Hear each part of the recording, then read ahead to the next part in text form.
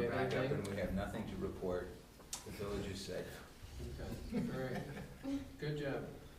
All right, new business. Mr. Halder, you have a Yes. resolution? Yes. I would like to introduce resolution 2014-01-CD, authorizing the municipal manager to enter into a contract for purchase and sale with Greenhills Fisher LLC regarding property located at 1416, 18, and 20 Chalmers. Whereas the municipal manager and Green Fisher LLC have negotiated the terms of the purchase of property located at 1416, 18, and 20 Chalmers. And whereas council of the village of Greenhills desires to authorize said sale and purchase. Now therefore be it resolved by the council of the village of Greenhills, Ohio, members elected thereunto occurring. Section 1, that the municipal manager is hereby authorized to enter into a contract for purchase and sale of substantially in the form of the contract attached thereunto as Exhibit A, incorporated herein by reference and pursuant to the terms outlined in the term sheet attached hereto as Exhibit B, incorporated herein by reference. Section 2, that the municipal manager is further authorized to execute any and all necessary documents to fulfill the sale of said property. Section 3, that the finance director is hereby directed to deposit the sale proceeds into the non-voted debt fund. Section 4, that this resolution shall take effect and be enforced from and after the earliest period allowed by law. I would like to move to adopt this resolution. I ahead of myself. Yeah, it's a resolution, Yeah. it only has to be read once. And Right, I second. move to adopt this. Second. Any discussion? Hearing none, roll call. Or- Does anybody want to comment?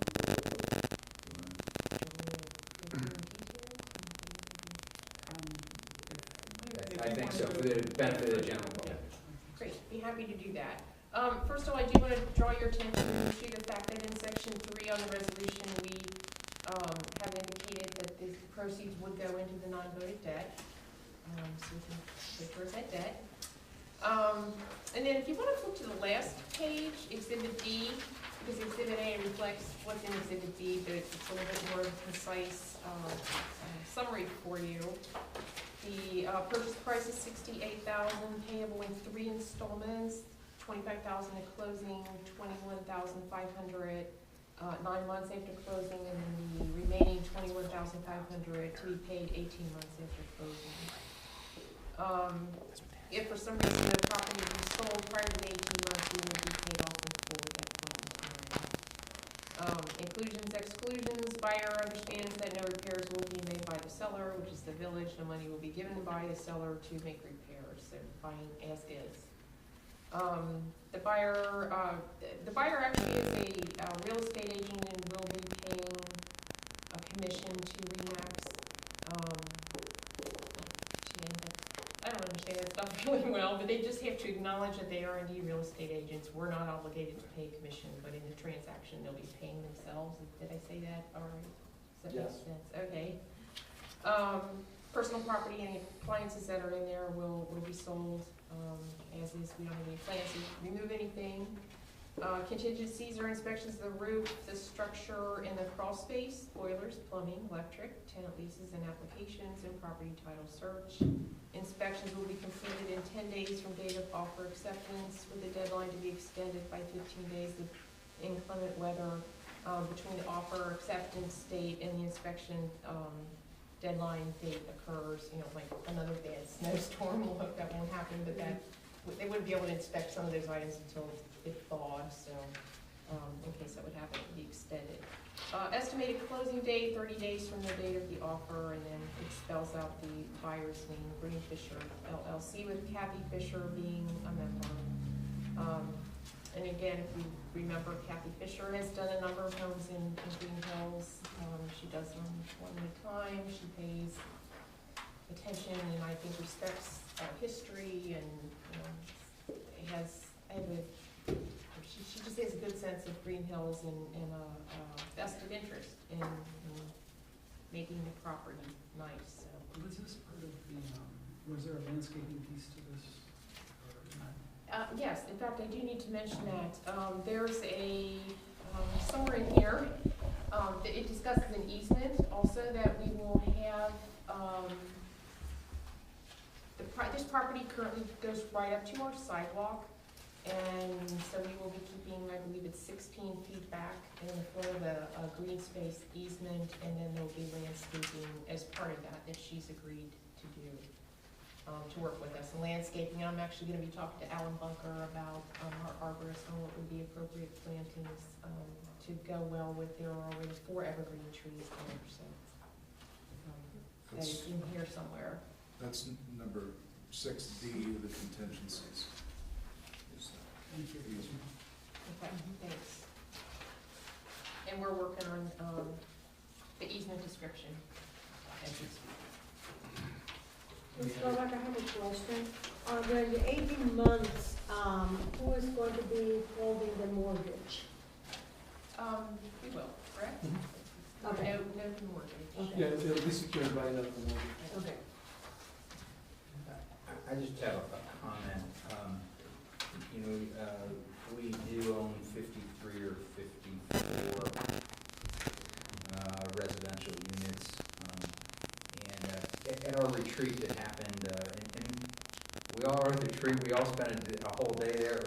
I thought it was good work, and I thought nobody mentioned it in our reports, but we did have a good council retreat. It's a planning retreat, and it's partly educational, partly training. And we did spend time on a wide variety of issues. And one of the things that's important for council to remember, as well as citizens, is when the real estate acquisition started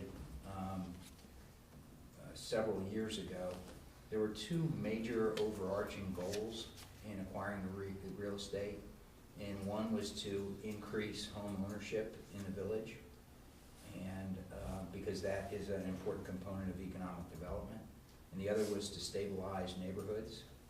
And so when I look at any piece of legislation that comes before me with regard to selling property, the filter that it runs through for me is does it increase home ownership, and or does it help stabilize a neighborhood? And while it doesn't increase home ownership in this particular instance, Kathy Fisher's past ownership of property and how she's dealt with it does in fact help stabilize neighborhoods, and so I am intending to vote in the affirmative for this. And the other thing that is somewhat irrelevant, but sometimes people do make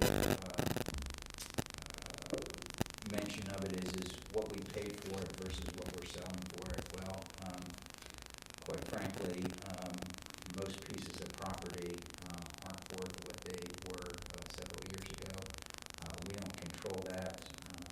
The only thing we do control is the $68,000 that we either accept or reject, and then what we do with that $68,000, which is put in a non-voted debt fund and help pay down our debt. And every time we sell a piece of property, we no longer have the burden of the property taxes. We no longer have the burden of the insurance. We no longer have the burden of emergency repairs and preventive maintenance. So my intention is to vote in the affirmative tonight. Any other comments? Yes, Mr. Mayor, it might also bring up the fact that I think this particular property is rather representative of all the village-owned properties, in that of the 4 units, 2 are unoccupied and 2 are occupied. And that's pretty much representative of all the properties. About half of them are occupied, half are unoccupied. There's still a good bit of work that has to go into this building for the other 2 units to be brought up to snuff to appropriately rent. And there's other work that needs to be done in the building. So I feel confident that this is a good deal for the village. So I intend to vote in the affirmative. You know, I would actually say the same thing after when we all met with Mrs. Fisher, she came to one of our meetings and she talked with us.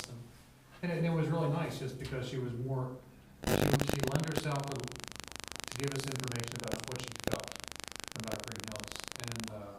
And since she's been here, because she's had other places that she's fixed up around the city. But this is really a place that she feels is like a little safe haven, if you will. And so she's not brand new to doing this. And all the things that she stated what she would like to do to those places to modify, to make them nicer, that was comforting. And I know she'll probably end up doing it. She's done already in a couple other places here in the village that we mentioned on. So it's something where you want to make sure that it's not somebody who's coming in just to throw something in there and just rent it out or sell it again and flip it. You know, she's going to be putting something more substantial into it and get some margin to it. Any other? Hearing none, we have resolution number 2014-01-CD, authorizing the municipal manager to enter into a contract for purchase and sale with Green Fisher LLC regarding property located at 14, 16, 18, and 20 Chalmers. Call roll. Freeze, Aye.